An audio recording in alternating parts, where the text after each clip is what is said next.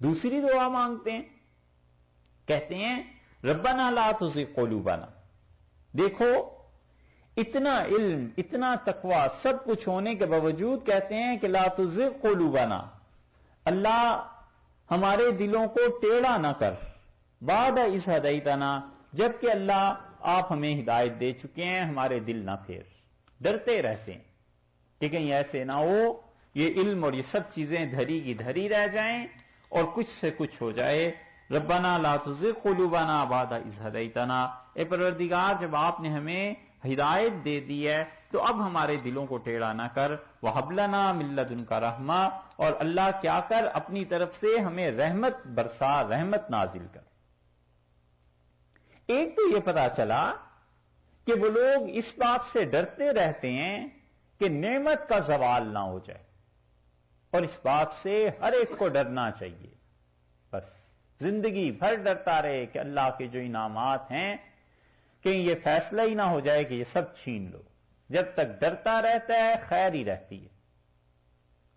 جب تک اپنے دروازے کو کنڈی لگائے رکھتا ہے نا آدمی، اور عادت ہوتی ہے کہ رات کو دروازے بھیڑ کے اور بجلی بند کر کے سونا ہے اور چیک کر کے، تب تک خیر ہی رہتی ہے. وگرنہ کوئی دن ایسا بھی آتا ہے کہ دروازہ کھلا رہ جائے اور چور آ جائے. ایسے ہی آدمی کو ڈرتے رہنا چاہیے کہ اللہ نے جتنے بھی انعامات دیے ہیں موت تک بس پہنچ جائیں، مر گئے تو پھر جو مرضی دنیا کہتی رہے، جتنی مرضی تعریفیں کرتے رہیں، اب کوئی پرواہ نہیں. پل عبور ہو جائے، وہ برج کراس کر لے موت والا، پھر دنیا اس کی شان میں قصیدے لکھے، کتابیں لکھے، سوانے ہوں، ریزولیوشن پاس ہوں، اور اسمبلی کے اجلاس ہو، جو مرضی ہوتا رہے، جو پہنچنے والا تھا وہ پہنچ گیا. اس لیے ڈرتے رہنا چاہیے. ربنا لا تزغ قلوبنا بعد اذ ہدیتنا. اور اس ہدایت کا یہ حال ہے کہ رسول اللہ صلی اللہ علیہ وسلم یہ دعا مانگتے تھے، اور اس پہ ام المومنین ام سلمہ رضی اللہ عنہا کہتی ہیں کہ رسول اللہ صلی اللہ علیہ وسلم کہتے تھے کہ اللہم یا مقلب القلوب، اے پروردگار جو دلوں کو پھیر دیتا ہے، ثبت قلبی علی دینک، میرے دل کو اپنے دین پہ قائم رکھ. ثبت قلبی علی طاعتک، اللہ میرے دل کو اپنی اطاعت پر قائم رکھ. تو میں نے ایک دن عرض کیا کہ اللہ کے رسول آپ بھی ڈرتے ہیں؟ تو رسول اللہ صلی اللہ علیہ وسلم نے مجھے کہا کہ قلوب الناس بین اصابع الرحمن، لوگوں کے دل اللہ کی دو انگلیوں کے درمیان ہیں، یقلبہم کیف یشاء، جیسے وہ چاہے انہیں پھیر دے. اور میں بھی اللہ سے مانگتا رہتا ہوں کہ پروردگار مجھے صحیح راہ پر رکھ. یہ ہے وہ چیز. بس عافیت اسی میں ہے، خیر، کہ اللہ سے دعا کرتا ہی رہے کہ لا تزغ قلوبنا بعد اذ ہدیتنا.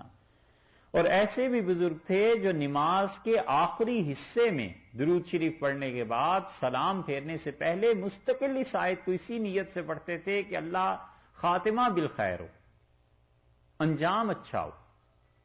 زندگی تو جیسی گزر رہی ہے لیکن موت وہ ایمان پہ آئے.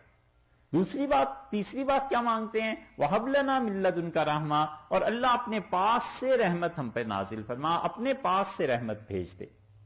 تو مِن لَّدُنْكَ اپنے پاس سے، اس کا مطلب ہے اپنی نفی کر دی نا کہ اللہ ہمارے پاس کچھ نہیں، رحمت تو ہی بھیجے گا تو ہم ٹھیک رہیں گے، اور تیری رحمت ہٹ گئی تو پھر کچھ نہیں.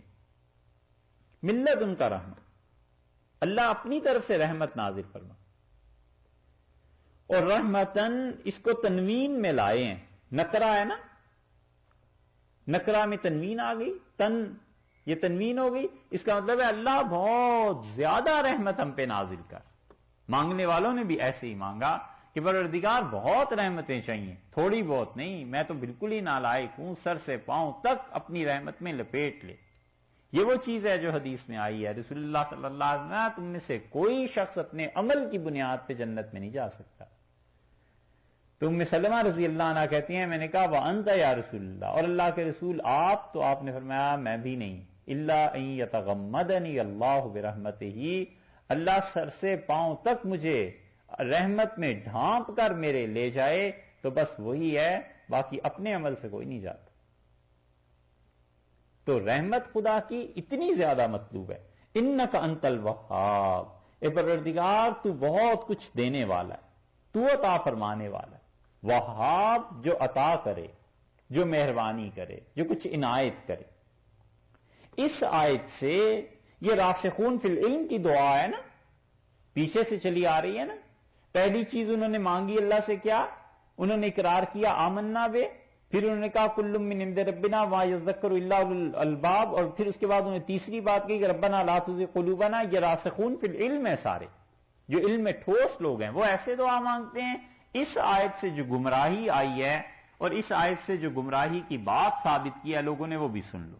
قرطبی رحمت اللہ نے ذکر کیا، قرطبی کہتے ہیں کہ بعض جاہل صوفی اور یہ حشیش کا جو کاروبار کرتے تھے نا، باطنی وہ فرقہ، اور اسی طرح بعض جو گمراہ ہیں وہ کہتے ہیں کہ اس کا مطلب یہ ہے کہ اللہ نے ہمیں یہ سکھایا ہے کہ ہم اللہ سے مانگیں کہ اللہ اپنی طرف سے رحمت بھیج، بلا شبہ تو دینے والا ہے، تو کہتے ہیں رحمت سے یہاں مراد علم ہے۔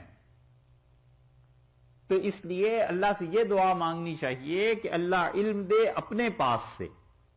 چلو یہ بھی کسی حد تک ٹھیک ہے، باقی جو علم کتابوں سے آتا ہے یہ سب گمراہی ہے، اور جو کتابیں لکھتے پڑھتے رہتے ہیں یہ سب گمراہ ہیں۔ تو اللہ سے براہ راست علم مانگو، وہ تمہیں خود دین کی سمجھ دے دے گا، پھر جو تمہارے جی میں آئے کرو۔ یہ ہے گمراہی کی بات، جو کہتے ہیں کہ اپنی اختیار کسب سے علم حاصل کرنا، یہ خدا کے اور بندے کے درمیان پردہ بن جاتا ہے۔ علم بس وہ ہے جو اللہ خود دیتا ہے۔ یہ ہے گمراہی کی بات۔ اس قرآن سے یوں بھی